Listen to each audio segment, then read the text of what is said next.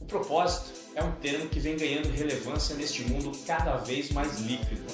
Vivenciamos problemas que impactam nosso globo e ainda assim vemos empresas se beneficiando de suas oportunidades digitais. Como criar valor deste caos de transformações? A transhumanização seria um caminho para gerar os novos relacionamentos com os clientes? Podemos verificar que a busca é cada vez mais por experiências mistas entre a realidade e o virtual. E as relações não serão entre humanos, mas através de assistentes pessoais. Por isso, você ou sua empresa estão preparados para lidar com este novo cenário de um ecossistema de inteligências artificiais? Pois é. Cada vez mais, os processos cognitivos serão orientados pela aprendizagem das máquinas e tudo será conectado pela internet, a internet das coisas. Talvez a sua dúvida seja como monetizar em um mundo cada vez mais sem moeda, ou como gerar renda em um mundo sem emprego. Se o que eu falei bagunçou a sua mente, então seja muito bem-vindo à Expert Innovation Summit 2030, o primeiro congresso e fórum transhumanista do Brasil, 100% online e gratuito. Serão 11 trilhas que vão explodir a sua mente. Participe do fórum e vamos juntos levar inovação para todos. Aprecie agora um dos nossos protagonistas e nos vemos na próxima.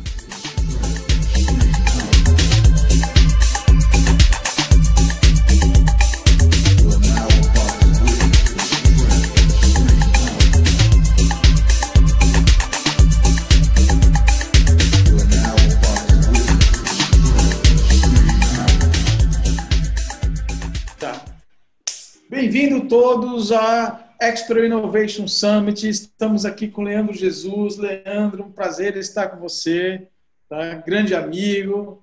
Tá? É todo meu, obrigado pelo convite para a gente participar aqui desse evento de transhumanismo, o primeiro fórum de transhumanismo do Brasil, pelo menos que a gente tem ciência, né?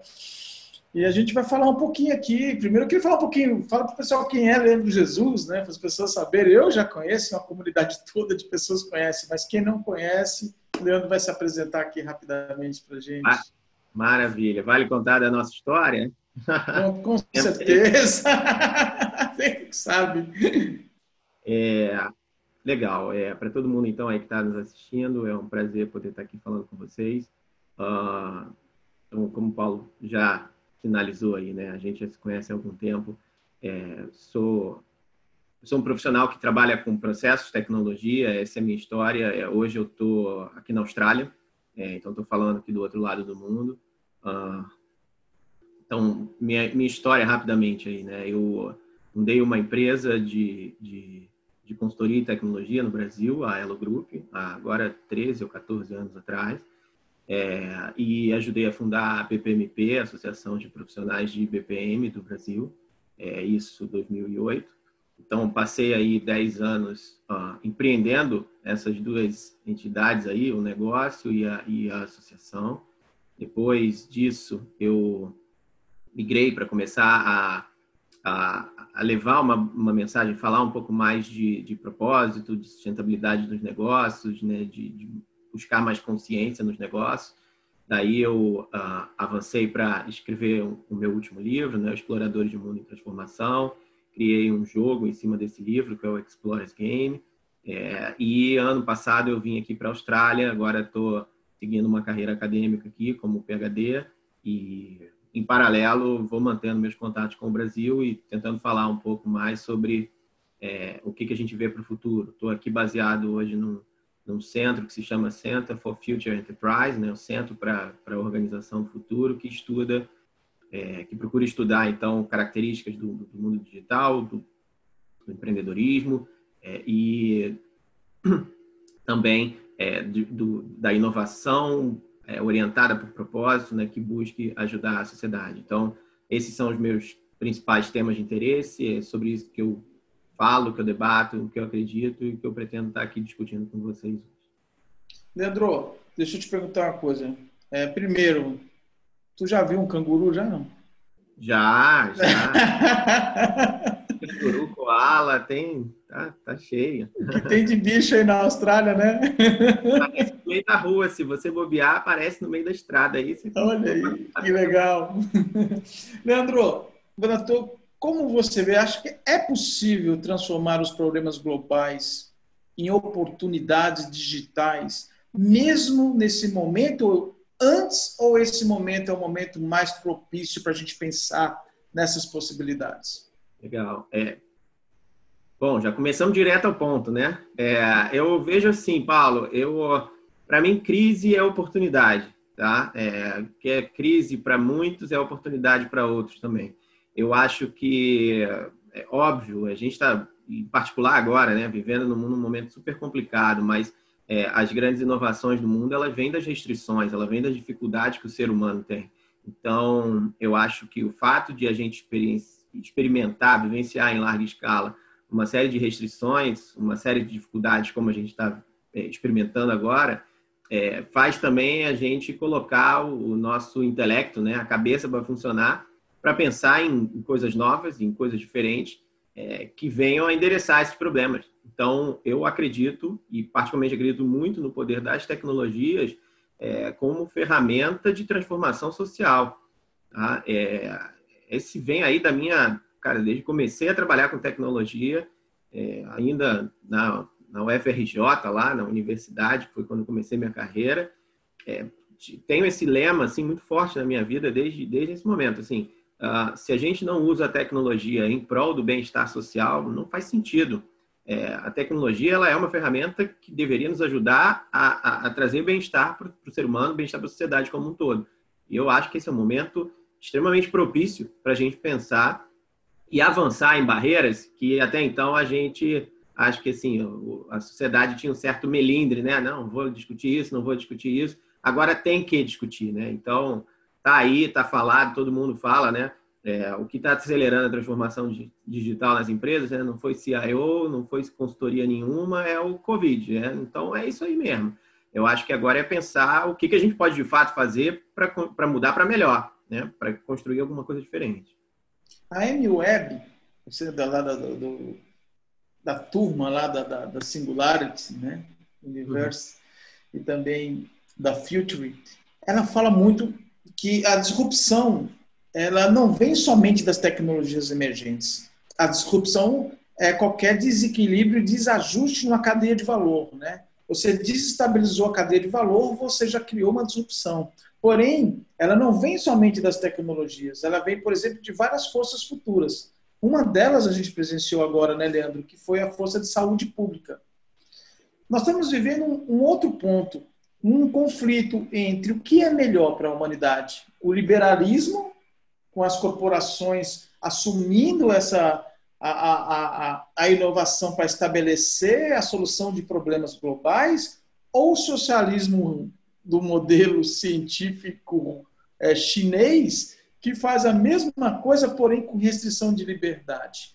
Qual é o modelo que vocês estão avaliando que será o modelo que, vamos dizer assim, será a vanguarda para a nova civilização? Ou você discorda das duas coisas, acha que tem um outro posicionamento?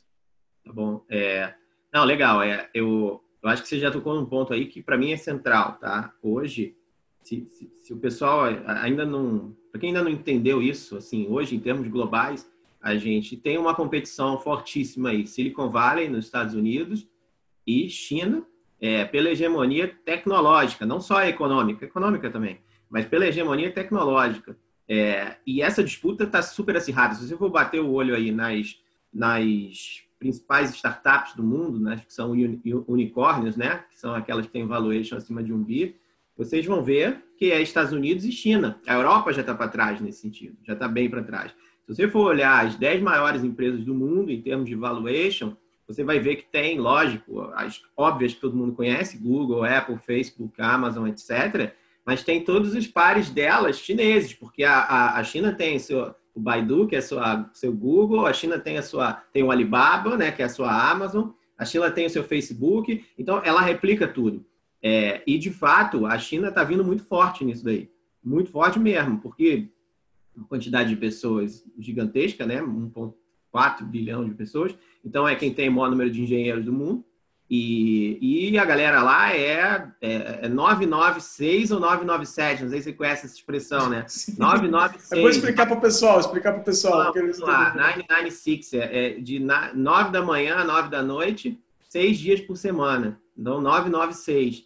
Esse é o padrão que a galera trabalha lá. Então, inclusive, Leandro, desculpa só te interromper. Tem um documentário na Netflix do casal Obama, que é American Manufacturing, que ele deixa isso muito exposto, né? Esse choque de culturas, né? E é quando os chineses vêm para assumir uma antiga fábrica da General Motors nos Estados Unidos. Então, essa é a briga que a gente está tendo no mundo hoje. E de fato, traz junto com ela uma discussão, né? Que não é só tecnológica, lógico, mas traz uma discussão política e econômica junto. Quem é que vai dominar? Eu acho que para todo mundo, assim, para todos nós, é importante entender que isso daí está rolando. Acho que é o primeiríssimo ponto. Daí, agora, quando você me perguntou, né, quem é que vai dominar isso daí? É muito difícil, né? Eu acho que é legal a gente discutir exemplos reais. Assim. Eu acho que o lado mais liberal de deixar tudo aberto, transparente dos Estados Unidos, acho que soa melhor, eu acho, do que uma visão do que assim, nossa, o governo chinês controlando tudo e rastreando tudo que os indivíduos estão fazendo. Mas, assim, por outro lado, acho que em alguns momentos o fato de você centralizar o controle parece que faz avançar mais rápido. Então, tem trade-offs aí, né? Vou dar um exemplo real disso daí. O Facebook, nos Estados Unidos, estava querendo implementar uma moeda digital, Libra. E aí o governo americano, em determinado momento, travou. A estrutura toda era liderada pelo Facebook, mas era uma estrutura toda baseada em blockchain. Então, a ideia era ser completamente aberta e tal, sem ninguém ter um controle centralizado da coisa. E para garantir a confiança. Acredito muito no blockchain nesse sentido para isso. Mas o governo começou a questionar, peraí, se essa moeda digital aqui vai ser mais importante que o dólar, que negócio é esse e tal? E o Facebook deu uma segurada, tá? Em paralelo, a China está desenvolvendo uma moeda digital declaradamente para competir com o dólar, para ser a moeda hegemônica do mundo. E aí você vai olhar o que tem por trás, é uma estrutura toda, pelo que a gente lê a respeito, né? Estou falando aqui pelo que eu leio a respeito, né? Não estou diretamente envolvido.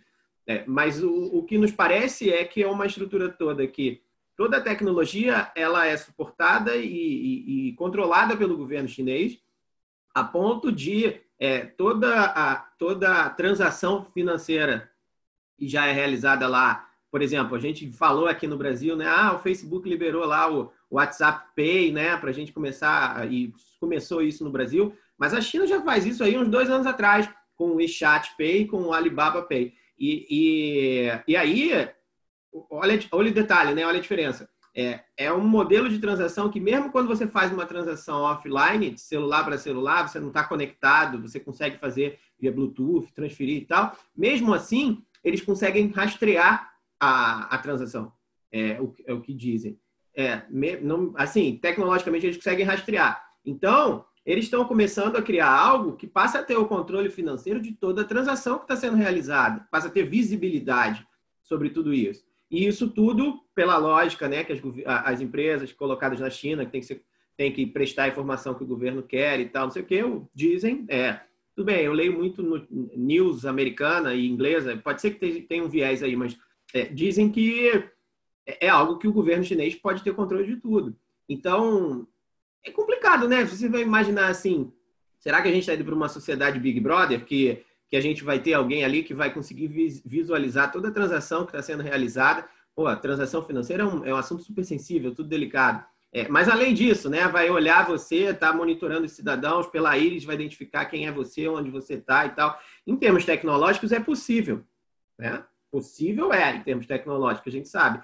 Aí eu acho que o lado liberal, digamos assim, ele ajuda um pouco mais nesse sentido de não vir uma hegemonia, mas também é complexo. Há 2 semanas atrás, o governo americano teve uma discussão aí, convidou... É legal olhar isso na internet.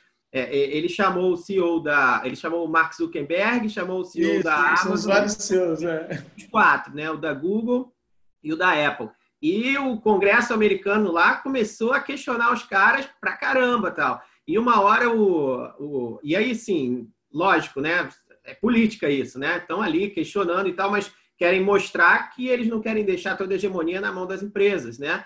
Que não vai jogar para Aconteceu isso no início do século XX na indústria automobilística, indústria de petróleo. Eles trouxeram o magnata para essa mesma discussão, né?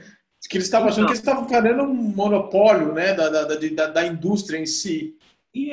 Assim, de fato é muito complexo, porque o poder dessas plataformas, né, são plataformas, todos são plataformas digitais. O poder dessas plataformas hoje é muito grande. A gente sabe que isso é amplamente falado, Cambridge Analytica e tal, que as plataformas podem influenciar o resultado de uma eleição, como ao que parece, existem suspeitas, né, que foi feito lá com o Trump, mesma coisa com o Bolsonaro. Então, não estou dizendo que foi ou que não foi, longe de mim aqui querer expressar qualquer opinião política, mas, assim, tecnologicamente é possível. Isso mostra que quem está ali sentado naquela cadeira tem um poder muito grande. O Twitter, outro dia, barrou um tweet do Trump, da mesma forma que já barrou um do Bolsonaro. Isso é um baita do poder, se você for pensar. Sim. Assim. Então, essas empresas, e não por acaso, né, olha que curioso, muitas empresas quebrando aí agora na crise, né, do Covid, muita gente com baita dificuldade. Quem foi que não passou perrengue? Quem é que está bem? Quem é que continua crescendo? Você vai olhar, são essas daí. A Amazon continua crescendo porque as pessoas começaram a pedir mais delivery em casa. Facebook, Google, todas continuaram crescendo porque, naturalmente, a gente começa a colocar mais tempo da nossa vida nas redes, né, conectado e tal. Então, tá todo mundo assim. Outro dia eu recebi uma mensagem de um colega meu americano, falando assim, cara, estamos aqui, coronavírus, economia quebrando e tal, mas, a bolsa está começando a subir porque está sendo puxada por essas empresas, Nova York, no caso. Sendo puxada por essas empresas, porque essas empresas estão indo super bem. A Tesla, mesma coisa, mesmíssima coisa, né? Está indo super bem. Então, complexo isso daí, né? De fato, tem uma mudança de poder aí que é muito forte. Essas empresas que concentram os dados são o petróleo do século XXI, e essas empresas que analisam os dados, que controlam os dados, elas têm um poder muito grande. Então, acho que a questão aí o poder vai ficar na mão de empresas, o poder vai ficar na mão de governos, o poder vai ficar distribuído, vai ficar na mão dos cidadãos. Como é que é isso? Ninguém sabe. Eu acho que estamos no momento da transição e a transição é confusa mesmo. Assim, se você olhar o timeline dessa transformação que o mundo está passando, que iniciou praticamente ali na década de 80 para valer com a internet, eu estava falando com o Giardelli na outra entrevista, o Gil falou um negócio muito legal. Paulo, espera, nós estamos na iminência de surgir os primeiros trilhardários, né? Os trilionários, né? Que são as pessoas da tecnologia, trilionários, vai surgir os primeiros trilionários. E aí nós discutimos uma coisa muito legal, Leandro, que é o seguinte, a internet veio para democratizar a informação no mundo, porém nós estamos, vamos dizer assim, convergendo para um absolutismo dataísta. Então, ou seja, dentro de um absolutismo dataísta, onde pode ter oportunidades para um empreendedor que está olhando para a sociedade, tentando descobrir o que precisa ser resolvido, o que pode ser melhorado, o que pode ajudar as pessoas com o uso da tecnologia, mas essa tecnologia ela vai estar concentrada na mão de poucos. É como se a gente voltasse para o sistema absolutista de novo. Como esses plebeus podem se tornar burgueses nesse novo mundo absolutista? Essa pergunta é interessante mesmo, mas assim, eu acho que tem oportunidades em vários níveis, né? É óbvio, a gente está falando numa visão super macro da coisa aqui, China, Estados Unidos, as grandes empresas globais, as big techs, isso é uma visão muito macro, mas assim, quando a gente desce e vai olhar ali, eles naturalmente vão pegar os grandes filões, né? Assim, se você for olhar, sei lá, self-driving, né? E agora já estou ficando aqui de direção automática. Automática não, autônoma. Carros autônomos. Foi, Isso. carros autônomos. Todo mundo está nisso. Todos os grandes estão nisso. Porra, por quê? É um negócio que vai fazer aí, se não vai fazer um trilionário, vai fazer um bilionário fácil. Alguns bilionários. Então, assim, todos esses gigantes estão nisso daí. Mas é uma coisa que demanda também uma capacidade de investimento absurda. Absurda. Eles estão investindo bilhões, estão investindo rios de dinheiro para conseguir evoluir com a tecnologia. Então, é um tipo de inovação que demanda um investimento muito forte também. Mas eu acho que para baixo, eles vão olhar essas grandes oportunidades assim, e para baixo vão ficando espaços. Naturalmente, vão ficando em coisas que eles não pensam, que eles não enxergam. E eu acho que, mais do que isso, hoje a lógica de inovação toda é uma lógica de inovação em cima de ecossistema. Então, você vai falar que a Google está inovando, mas a Google é um ecossistema com milhões de desenvolvedores, milhões de pessoas criando coisas. Todo mundo que... Quando eu digo ecossistema, só para nivelar todo mundo aqui, todo app que está dentro da Play Store lá do Google, que está ali lançado, para mim é um negócio dentro do ecossistema da Google, porque ele precisa do celular, do mobile, né? Eu preciso disso aqui para acessar, né, a sociedade. O Uber está dentro do ecossistema da Google, se você for olhar por essa lógica.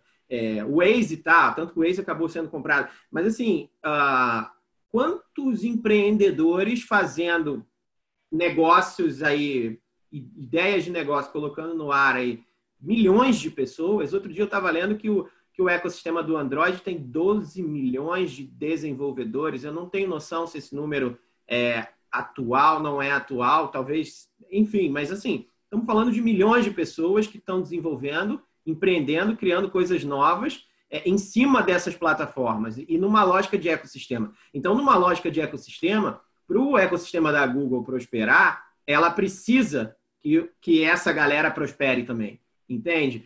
Então, assim, o ecossistema precisa prosperar. Lógico, vai ter competição dentro do ecossistema. Para um Waze que deu certo como um aplicativo de navegação, certamente tiveram 10 aí que afundaram, que não foram para frente. E a gente não enxerga, porque o que aparece para a gente são os vencedores, né?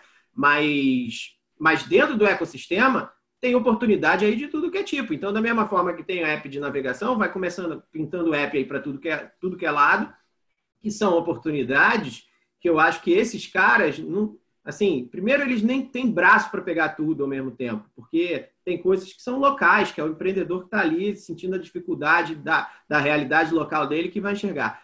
E dois, para uma lógica de ecossistema prosperar, eles precisam deixar que outros preencham alguns espaços também, entende? Então, para mim, a briga desses caras aí é quem briga por liderar os ecossistemas. A Amazon agora é a mesma coisa, o Alexa lá, e é um baita ecossistema que já está todo montado para um monte de gente desenvolver, colocar coisa em cima. Acho, talvez, um ponto aí na questão do pequeno empreendedor e tal, que eu acho que é onde bate o calo de muita gente e que fica uma coisa, é que, assim, hoje o analfabeto digital, né, dá aquela raiva de ser um analfabeto digital e não saber coisas básicas, porque a gente acaba perdendo a oportunidade de empreender por causa disso, né? Então, para mim, hoje, da mesma forma que o inglês é a língua básica do mundo, para mim, programação é uma coisa que virou um inglês da vida, sabe? Você precisa saber fazer o mínimo, navegar ali. Quando eu digo programação, eu digo de uma maneira mais ampla, né? Mexer com as tecnologias, né? E se você não faz isso daí, você trava. Agora, se você consegue se virar nisso daí, eu acho que tem oportunidade aí para, enfim, acho que a gente nem sabe quantificar as oportunidades, acho que tem muita coisa para ser feita. Nesse ponto aí, a gente pergunta, tem coisas que a gente, olhando aqui para o empreendedor que está assistindo agora nosso bate-papo, né? Existe assim, você vende, pelo menos no Brasil, você vende aquela história assim, olha, inovação está relacionada a Mark Zuckerberg, né? Sergey da Google, né? Você tem que criar algo que ninguém criou ainda, tal. Isso desmorona assim várias ambições, né? Porque você tem que saber desenvolver tecnologia, tem que saber ser um programador. E a gente vê o quê? Que com a abundância tecnológica, né, você é capaz de conectar tecnologias para criar um novo serviço que, por exemplo, não está sendo atendido hoje.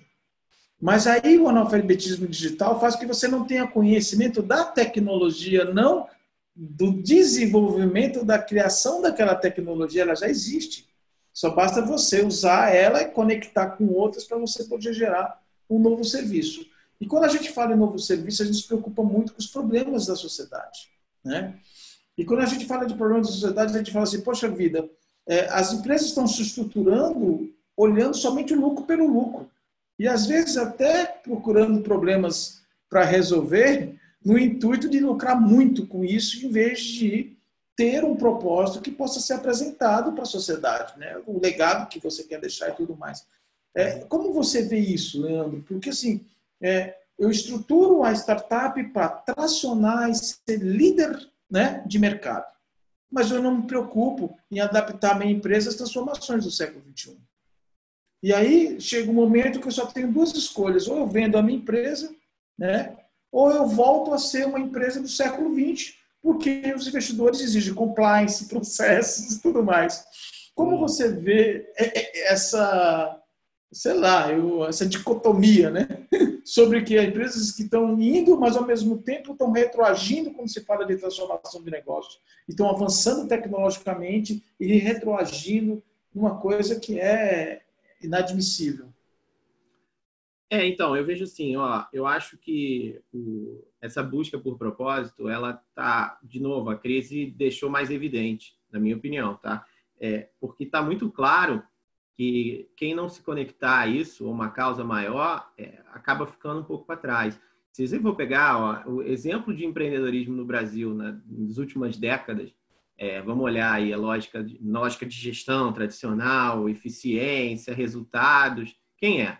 É a Ambev. Ambev, Jorge Paulo Lema, né? Toda a lógica de estrutura da Ambev, controle de custos e tudo mais, Falcone. Isso daí dominou as últimas décadas, duas últimas décadas. Acho que é razoável a gente falar isso daí, né? Gerenciamento pelas diretrizes, meta, resultado, eficiência. Reuniões de cumbuco, onde o pau quebra. A Ambev sempre foi sinônimo disso daí, né? E tanto que e nessa lógica, não dá para negar, super bem, explodiu, né? Foi parar, comprou o Burger King, comprou o molho de tomate. A Budweiser. Bud. Então, que um modelo de gestão bem sucedido nessa lógica aí que você chamou século XX, né? Na lógica da eficiência, produtividade e tal.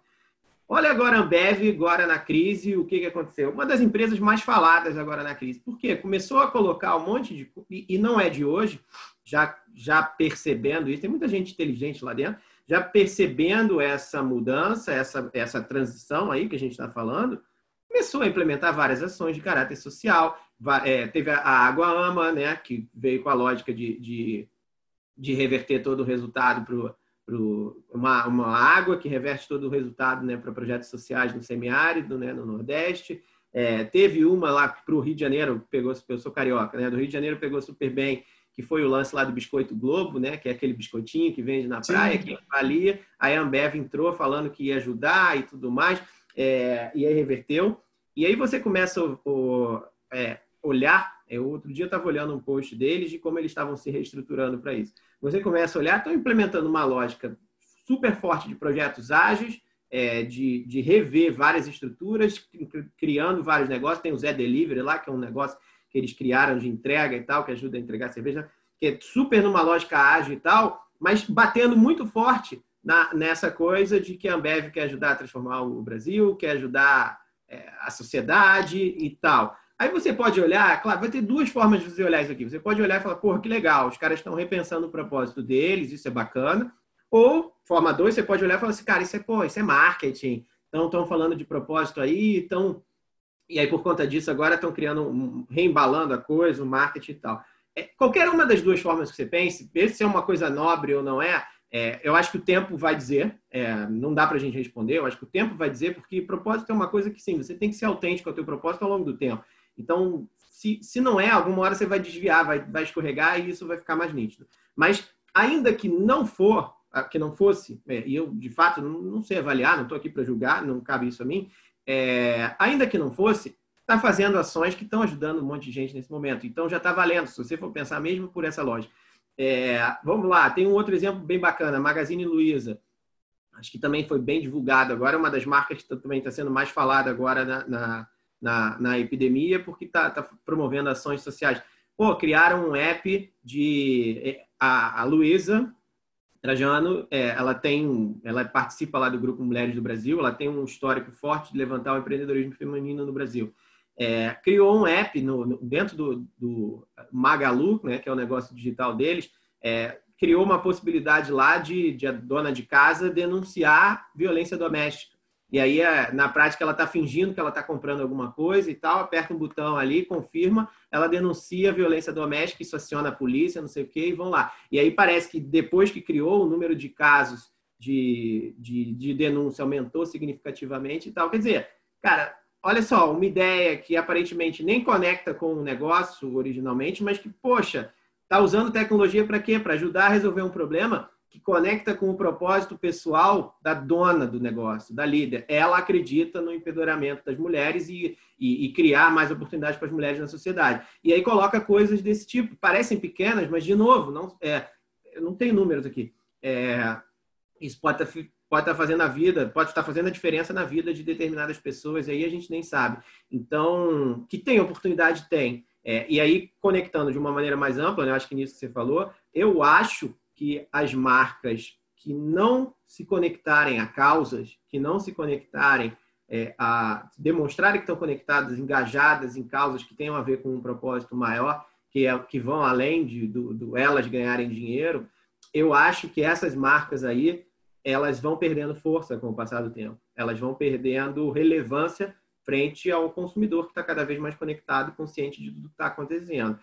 E digo mais, as marcas que não fizerem isso vão ter um problema de começar a engajar força de trabalho, porque pega a galera de 20 anos que está entrando no mercado de trabalho e vê para quem que eles estão querendo trabalhar. Primeiro que não é trabalhar para, né? É trabalhar com. Então, um monte de gente já está querendo empreender em vez de ser funcionário, mas ainda os que estão ali que querendo trabalhar para algumas empresas. Pergunta quais as empresas que eles querem trabalhar. Pergunta se eles vão querer entrar só pela lógica do dinheiro ou vão querer se engajar com alguém que tem um propósito maior. Então, acho que bate nesse tipo de questão, Paulo. Eu acho que não tem como fugir disso, não. Nesse momento, agora, eu acho que não tem como fugir de se engajar com causas e um propósito maior e ser autêntico, ser transparente nisso daí. Leandro, para a gente finalizar aqui, nós estamos aqui vivendo um momento de muito pessimismo aqui no Brasil, né? Acho que no mundo todo, mas especificamente no Brasil por conta dessa queda do PIB e todo esse processo, né? Nós vemos aí várias cadeias de valor aí desabando, né? Desabando para mesmo, quebrando em si. Qual recado você daria para esse CEO que está aqui assistindo a gente agora? Uma visão mais de futuro, há esperança? Para finalizar aqui, qual seria o seu recado para quem está nos assistindo agora sobre essa questão dessa crise mundial? Tá bom.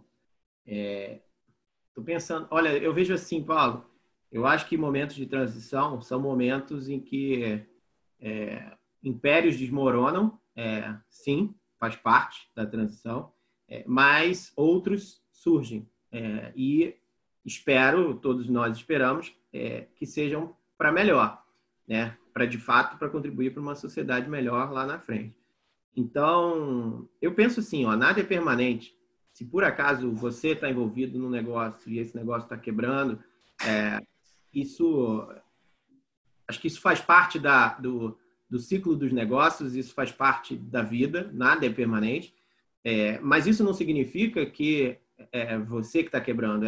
Eu sempre falo que assim, se o navio está naufragando, o que está naufragando é o navio, não é você como marinheiro ou como capitão, né? Então, da mesma forma que tem coisas afundando, eu acho que existem oportunidades de a gente estar avançando em novos negócios, construindo novas estruturas e criando novos espaços. Então, eu diria que A vida está ficando cada vez mais longa. Hoje a expectativa de vida já é 82, está aumentando. Não, há 100 anos atrás era 40 anos, 40 anos a gente morria, hoje já é 80. Daqui a pouco vai chegar em 100, vai chegar em 100 e pouco. Então eu diria para todo mundo assim, olha, faz parte da vida. Errar é um aprendizado, quebrar talvez faça parte também para vários. Eu acho que o importante é a gente se reinventar e não parar nunca. Para mim é isso aí. Beleza, Leandro, muito obrigado pela sua participação. Olha, pessoal, os dados do Leandro estão aqui debaixo do vídeo, aqui, debaixo da bio do Leandro, tem os comments aqui do fórum.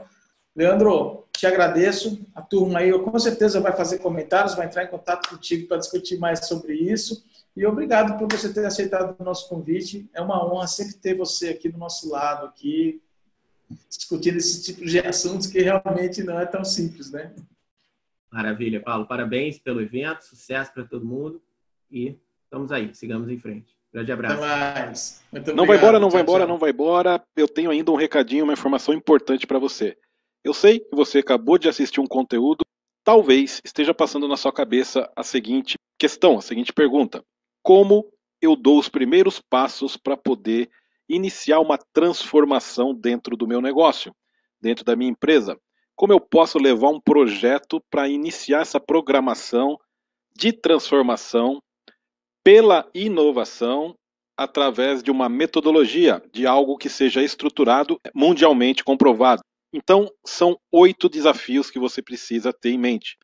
A organização precisa alinhar o modelo mental para entender que inovação a gente precisa pensar um pouquinho diferente.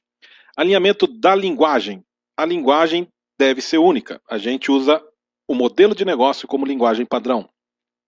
Análise da maturidade. As organizações têm maturidades diferentes, relacionadas às suas culturas. Como é que está a maturidade de inovação da sua organização? Quarto passo: incluir a inovação na estratégia organizacional. Como é que a gente faz isso? É importante trazer do futuro as tecnologias emergentes e, através de um método, analisar o impacto destas tecnologias no modelo de negócio. Apoio nas ações iniciais de profissionais que tenham conhecimento sobre a metodologia utilizada. Implantação do iHub, da área que vai cuidar da inovação de forma holística na organização toda e da gestão da inovação. Apoio na certificação, caso a empresa queira, é a cereja do bolo para certificar o seu sistema de gestão alinhado à ISO 56002, chamada ISO da inovação, publicada no mundo em 2019. E, por fim, o 8º desafio, suporte para a manutenção do sistema. A ISSI é uma empresa que passou todo esse processo. Dentro dessa implantação, uma das ideias deu origem ao ponto que é um ponto eletrônico digital, e hoje, em menos de 6 meses, a empresa tem 500 clientes ativos em 5 meses, praticamente, e 10 mil usuários ativos. É um case de sucesso. Aqui as empresas que a gente já gerou valor para essas empresas com a metodologia Expert.